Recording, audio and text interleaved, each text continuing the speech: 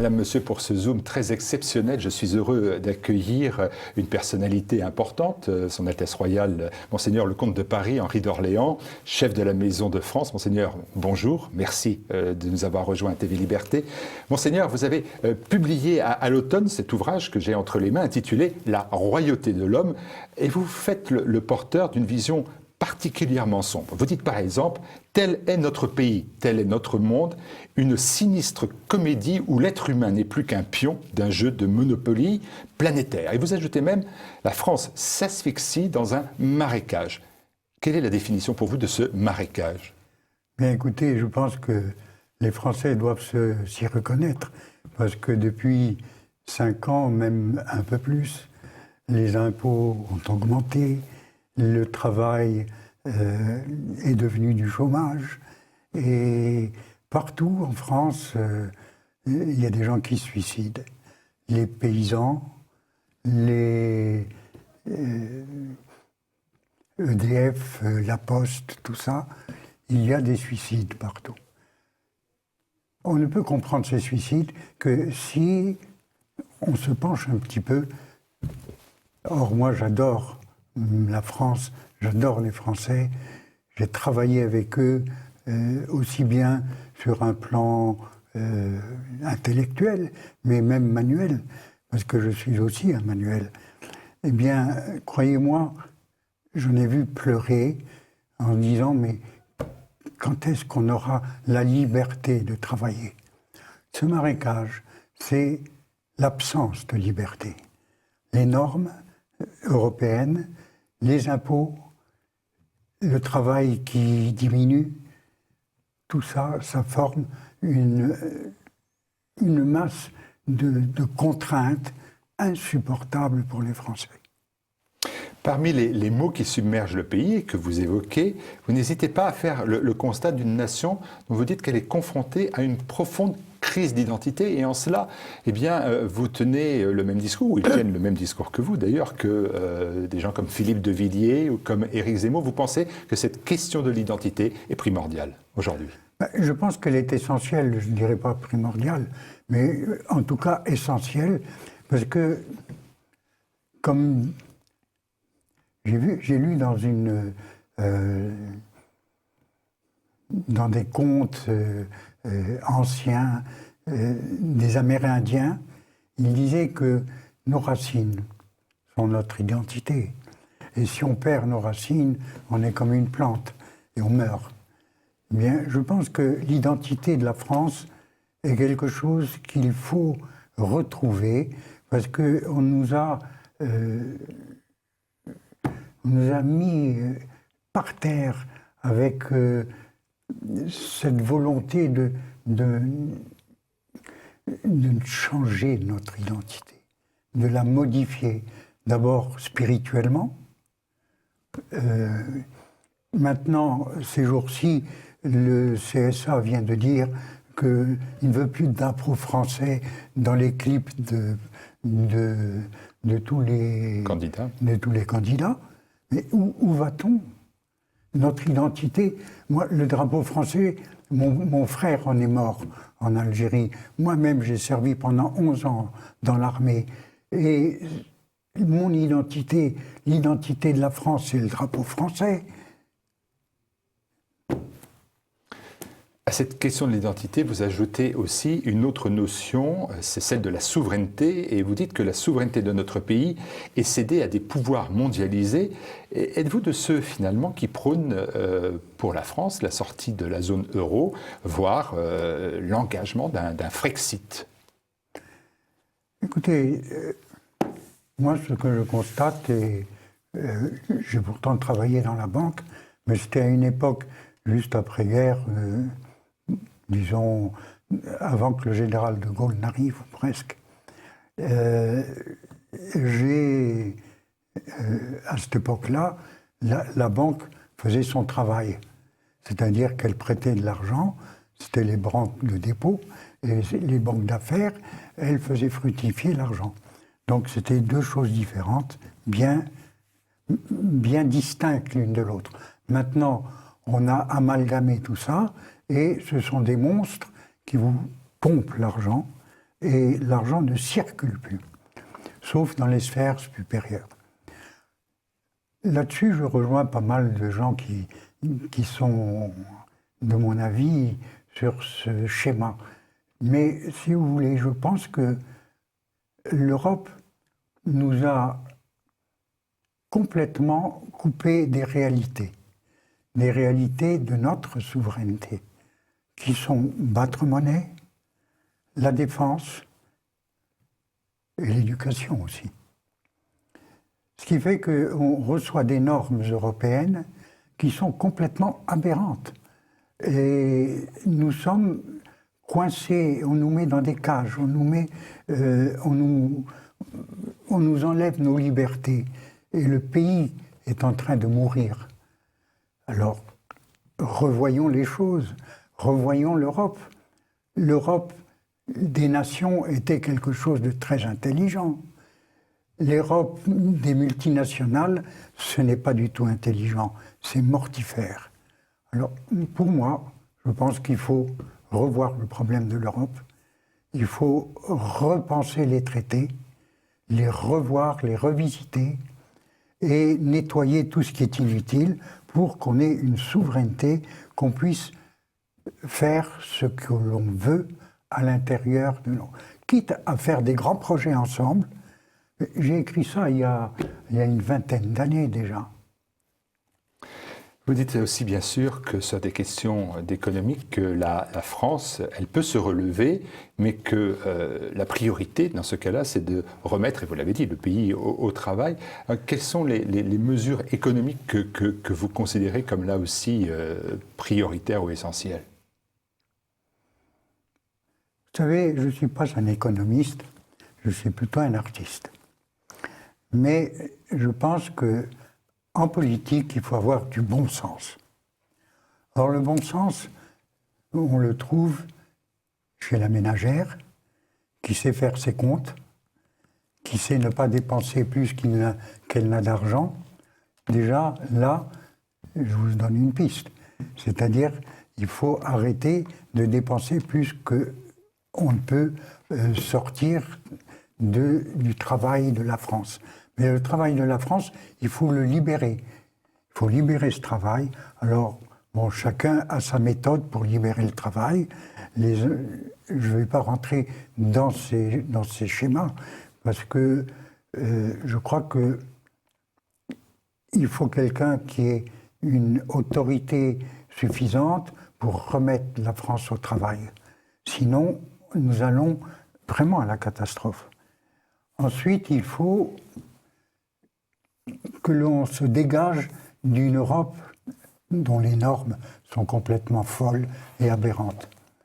Et enfin, il faut que l'Europe soit d'une Europe vraiment des nations, et dans les grands projets comme Airbus, comme la recherche spatiale, la recherche scientifique, etc., il faut une coopération européenne. Parce que là, on peut tous aller de l'avant. Ce sont des choix politiques qui aillent dans le sens d'une construction et non pas d'une destruction de l'emploi, de la machine industrielle qui fait la force de l'Europe et de la France. Monseigneur, au détour d'une page, vous affirmez que le remède pour la France, il est spirituel. Et en écho, d'ailleurs, vous dénoncez l'idéologie rampante et sectaire qui tente d'étouffer, vous le dites, nos racines chrétiennes. Pensez-vous réellement, aujourd'hui, on est en 2017, que les Français sont capables d'entendre ce message? Je crois qu'ils sont beaucoup plus capables d'entendre ce message qu'un message économique dont ils ne comprennent rien. Moi-même, je l'ai dit tout récemment, qu'une chatte ne reconnaîtrait pas ses petits dans toutes les propositions qu'on nous fait actuellement sur un plan économique. En revanche, sur un plan spirituel, nous avons une civilisation qui date d'il y a 2000 ans. Et depuis ce temps, la France a reçu de la Grèce, de Rome, et du Christ également, des enseignements, une civilisation, une façon de penser, une façon de comprendre le monde. Eh bien, on ne peut pas du jour au lendemain, et on ne veut pas, surtout, que d'autres viennent nous imposer une autre façon de voir. Nous pouvons avoir des contacts intéressants avec eux. Moi, j'ai toujours préconisé le dialogue plutôt que la guerre. Mais il faut savoir imposer notre volonté. Notre volonté de ne pas détruire notre civilisation, qui est une civilisation chrétienne, n'en déplaise à beaucoup. Tous les saints du calendrier, on ne va pas revenir quand même au moment de la terreur où les mois ont changé, les saints ont disparu, on n'est plus en ventose, en fructivore ou en d'autres choses complètement aberrantes. Non, nous sommes en France, un pays chrétien avec sa diversité, et nous accueillons tous ceux qui acceptent nos lois, nos façons de voir, nos façons de penser, notre civilisation. S'ils ne veulent pas, eh bien, on ne les retient pas. Henri d'Orléans, je vais m'éloigner peut-être un peu du message qui est dans ce livre pour m'intéresser peut-être plus à vous et à votre personnalité importante, bien sûr. Vous dites, dans le livre d'ailleurs, vous efforcez de répondre à la question, quelle est la place de la France dans le chaos actuel? Et en fait, moi, je suis assez enclin à vous poser plus simplement la question, quelle est votre place, à vous, Henri d'Orléans, en France, dans le chaos actuel? Elle n'a pas changé depuis des siècles, si je peux dire, car le chef de la Maison de France a toujours été quelqu'un qui était là pour indiquer une voie la plus française possible dans un contexte international. Tout change, c'est vrai, et heureusement. Parce que si on ne change pas, on se sclérose et on meurt.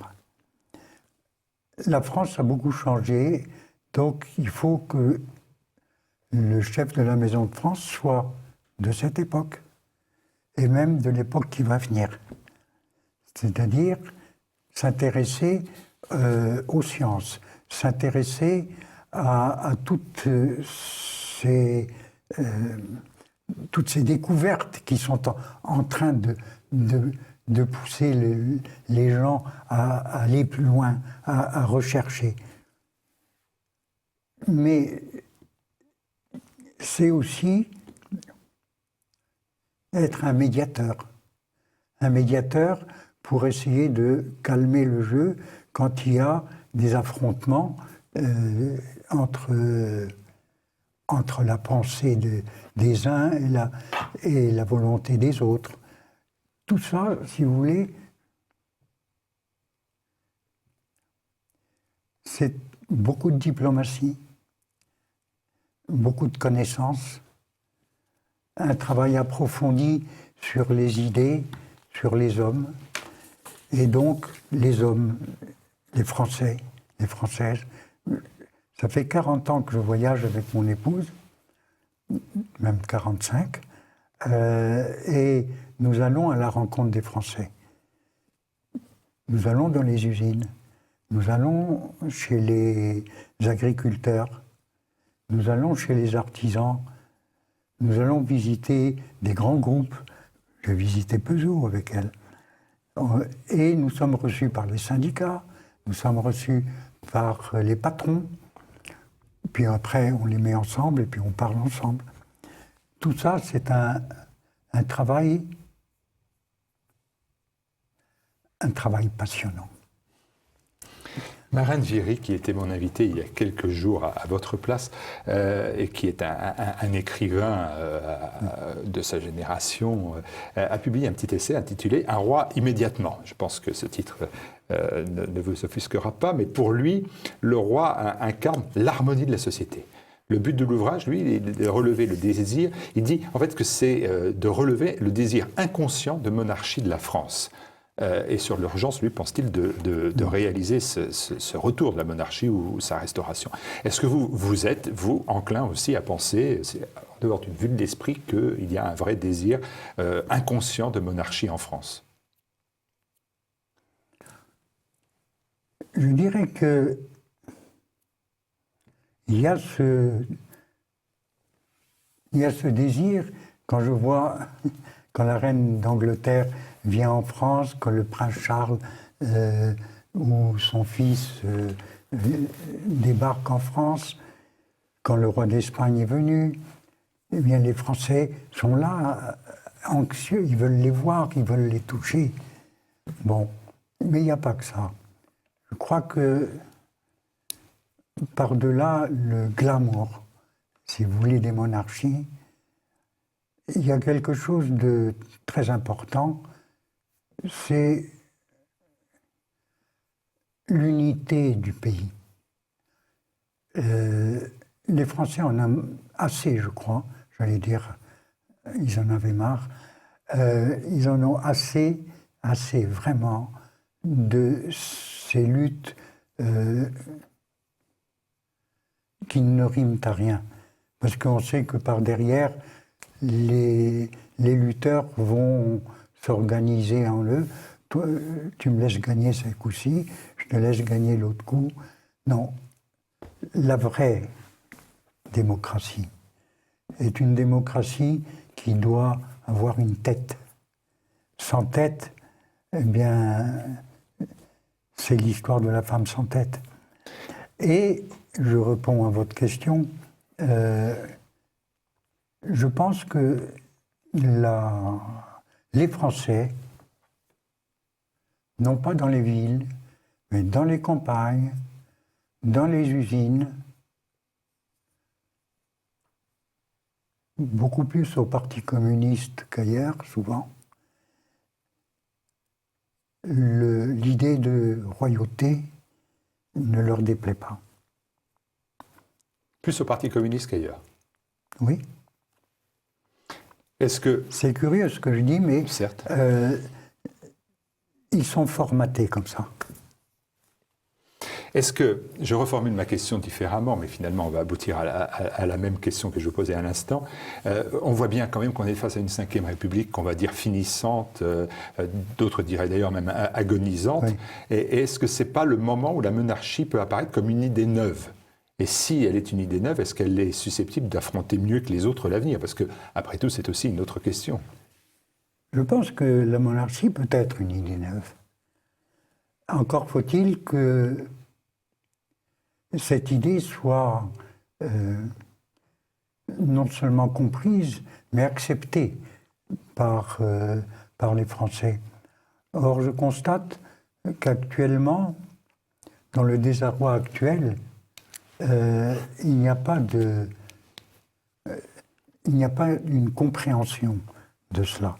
Quand on parle comme ça, quand je parle avec des ouvriers, quand je parle avec des gens simples, ils comprennent. Ils comprennent l'idée, ils comprennent peut-être la nécessité, mais ils ne franchiront pas encore le pas. Est-ce que pour franchir le pas, il ne faudrait pas non plus que vous jouiez, pardonnez-moi cette question un peu triviale, mais votre rôle de prétendant au trône de France? Or, vous dites, dans Céline, toujours, je suis toujours considéré comme un humaniste, pas comme un homme politique. Bon, cela vous éloigne de la fonction politique. Vous dites à plus loin, ou dans d'autres entretiens, je ne suis pas un monarque, mais un homme qui cultive la terre. Bon, un artiste, certes, mais est-ce qu'à force de se présenter comme un artiste, on ne s'éloigne pas de l'idée que l'on peut prétendre à être roi? C'est pourquoi j'ai écrit ce livre. C'est pourquoi j'ai écrit ce livre et tous les autres avant, où j'explique ce que serait le rôle du roi. Nous sommes dans une totale mutation actuelle, beaucoup plus forte qu'il y a 20 ans ou 40 ans. Les belles années de Pompidou, c'est fini. Maintenant, nous sommes dans la lutte pour la survie. Là, c'est vrai que il faut beaucoup d'argent pour gouverner. Je dirais que l'argent vient de ceux qui ne veulent pas qu'on gouverne.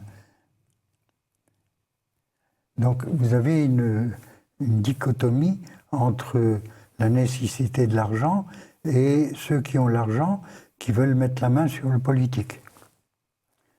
Moi, je ne veux pas de ça.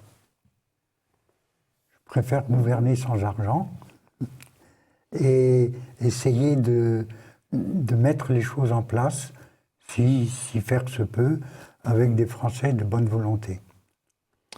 Est-ce que, et c'est encore une autre question, mais difficile, est-ce que aussi on peut envisager, en dehors d'une réflexion intellectuelle satisfaisante, est-ce qu'on peut envisager en France le retour d'un roi dès lors que vous n'êtes pas capable, susceptible de faire taire les querelles dynastiques entre la maison d'Orléans, maison de France, ou la branche des Bourbons? Bien, écoutez, à l'intérieur de la branche des Orléans, le problème me semble résolu. Il y a un chef, je suis le chef, et pour l'instant, j'ai la capacité de réunir tout le monde et de faire en sorte que cette famille soit unie. Avec les Bourbons, je n'ai aucun problème avec les Bourbons-Parme, avec les Bourbons-Sicile. Bon, j'ai plus de problème avec le jeune Bourbon d'Espagne, qui d'ailleurs a perdu tous ses titres grâce au roi d'Espagne, et qui actuellement vit plutôt au Venezuela qu'en France. Vous êtes en France. Moi, je suis en France. Vous n'avez pas toujours été en France, la famille. Ouais, nous avons été en exil, certes. Moi, je suis rentré à l'âge de 15 ans en France, grâce au président Vincent Auriol, mais avec un impératif, c'était de ne pas dépasser la Loire. Je ne devais pas aller au nord de la Loire. J'habitais donc Bordeaux, le sud de la France. Est-ce que vous, de cet exil que vous avez vécu jusqu'à l'âge de 15 ans, avec votre père, le comte de Paris, est-ce que vous en gardez un ressentiment? Vous êtes né finalement dans la commune de Bruxelles, à côté... Non, parce que j'ai beaucoup appris à l'étranger. J'ai appris plusieurs langues.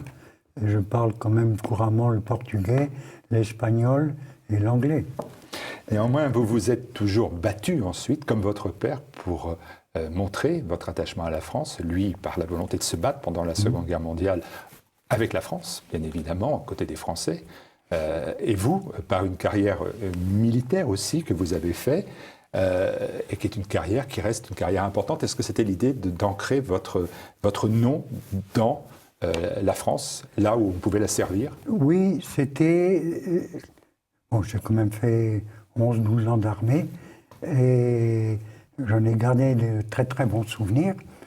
L'ennui, c'est que on m'a fait rentrer par la mauvaise porte. J'aurais dû, en m'engageant dans l'armée, faire plutôt Saint-Cyr que m'engager comme simple soldat. Ce qui fait que j'ai perdu du temps. Et quand je me suis fait activer, j'ai calculé que je n'aurais fini ma carrière que comme commandant.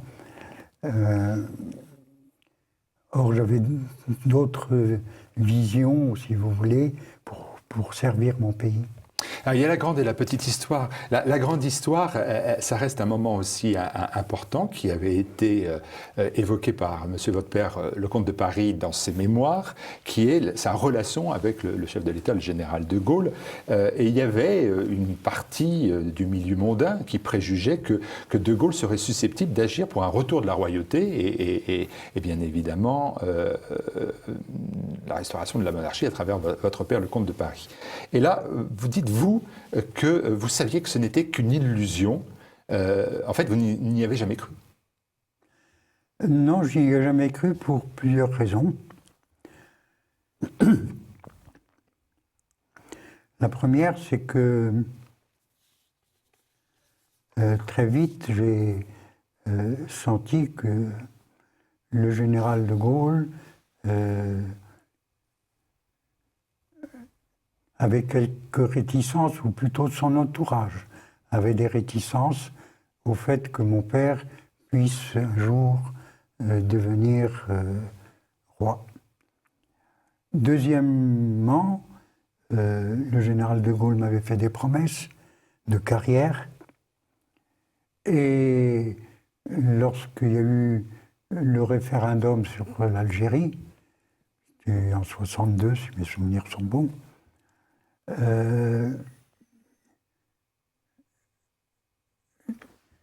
j'étais à la Défense nationale, au secrétariat général de la Défense nationale, et à ce moment-là, après les accords d'Évian, eh bien, j'ai été muté. Donc, il n'était plus question de carrière comme il m'avait dit. Donc, j'ai continué ma carrière un peu dans l'armée. Et j'ai prévenu mon père. J'ai dit, il n'a pas tenu ses promesses me concernant. Il ne va pas tenir ses promesses vous concernant. J'ai été renvoyé à mes oignons. Et vous aviez raison. Allez, pour la petite histoire cette fois-ci, est-ce que l'histoire c'est finalement aussi la grande histoire, parce que c'est les petites histoires, et là vous dites que vous n'êtes pas un monarque qui cultive, vous n'êtes pas un monarque, vous cultivez la terre, mais pourtant vous avez fait une carrière militaire, je l'ai dit, mais aussi une carrière civile, vous l'avez évoqué rapidement en travaillant à la banque, et plus précisément d'ailleurs au Crédit Lyonnais, et là, est-ce qu'il est vrai, parce que, bon, on a du mal à le croire, mais enfin pourquoi pas, que vous avez entretenu d'excellentes relations avec votre collègue du Crédit Lyonnais, qui s'appelait Arlette Laguillet. En effet. Parce que je suis rentré à la banque en avril 68, avant mai 68. Et le piquet de grève était tenu par Arlette Laguillet. Et donc, elle laissait rentrer tous les postes importants. Moi, j'avais un petit poste important et elle n'a pas voulu me laisser passer. J'ai dit, mais Arlette, j'ai quand même du travail. Non, non, je ne peux pas faire d'exception pour vous. Bon, ça a commencé comme ça, puis on s'est revus après à la télévision, on est passés ensemble dans une émission avec Guillaume Durand en 80... C'était en 87 ou 89. 89. Oui. Est-ce que votre famille, qui a toujours pour préoccupation d'être utile à la France, est-ce que cette utilité aujourd'hui, elle passe par le soutien à un parti politique, à une personne qui pourrait incarner le renouveau, le redressement? Concrètement, nous sommes à quelques jours maintenant du premier tour de l'élection présidentielle. Est-ce que votre engagement à travers un candidat vous paraît intéressant ou absolument incongru? Eh bien, écoutez, je pense que ce serait incongru, totalement incongru, que je choisisse X, Y ou Z. En revanche, je peux dire que mon choix sera vers celui qui redressera la France. Est-ce que vous allez voter, Monseigneur, déjà? Je ne vote que pour le président de la République. Sinon, vous ne votez pas du tout? Non, je n'ai pas à soutenir tel ou tel parti. Mais pour les municipales, un maire, oui. Et un journal auquel vous avez donné un entretien important, qui est un journal qui a toujours été à côté, des fois contre, mais souvent à côté, et en soutien de la famille d'Orléans, c'est l'Action française. Et vous avez donné en août dernier un entretien important, considéré comme tel. Et aujourd'hui, l'Action française, elle, se prononce en faveur de candidats, puisque à la une de ce journal, de ce magazine, on peut lire que le soutien est apporté à l'un des 4 candidats sur 11, soit donc M. Asselineau, soit Mme Le Pen, soit M. Dupont-Aignan, soit M. Mélenchon. Est-ce que donc dans celui qui doit redresser la France figurent ces 4 noms-là, y compris le néo-communiste Jean-Luc Mélenchon? Écoutez, je ne sais pas, ou je n'ai pas à dire celui que je préfère, mais je sais que l'Action française est totalement libre de lien avec moi sur ce plan-là et sur beaucoup d'autres plans. Je n'ai jamais soutenu ni l'Action française, ni le journal de M. Renouvin, ni d'autres journaux royalistes. En revanche, je les lis, comme je peux lire l'Humanité, le Canard enchaîné, le Figaro, voilà. Et je pense que sur ce plan-là, c'est leur choix. Mais quand ils en ont 4, c'est comme jouer au poker. C'est-à-dire? Ouais. C'est-à-dire, c'est que le meilleur gagne. Mais ça ne veut rien dire. Ou bien on donne un choix, ou alors on n'en donne pas du tout. Et vous préférez ne pas en donner? Je n'ai pas à en donner. C'est pas que je préfère, je n'ai pas à en donner. Je me veux au-dessus des partis, je me veux à l'écoute de tout le monde. Et quand on est à l'écoute de tout le monde, on est vraiment à cette écoute. J'ai été reçu aussi bien par le père Le Pen à un moment, ensuite j'ai connu M. Marchais, j'ai connu dans le temps aussi M. Duclos, c'est une vieille baderne, ça. Et puis j'ai fait le tour de tous les chefs de parti. Je les ai connus, j'ai pas travaillé, j'ai parlé avec eux. J'ai eu une longue conversation avec M. Delors dans le temps. Non, je veux être indépendant, c'est-à-dire connaître tout le monde, et ensuite savoir à qui j'ai affaire et comment je dois prendre mes choix qui soient justes pour la France, dans la justesse. Parce que ce n'est pas en fonction des idéologies. Je ne suis pas un idéologue. Je suis quelqu'un qui aime les faits, la réalité et appeler les choses par leur nom. Voilà. Monseigneur Henri d'Orléans, merci beaucoup. Henri, comte de Paris, la royauté de l'homme. Je vous remercie beaucoup pour cet entretien.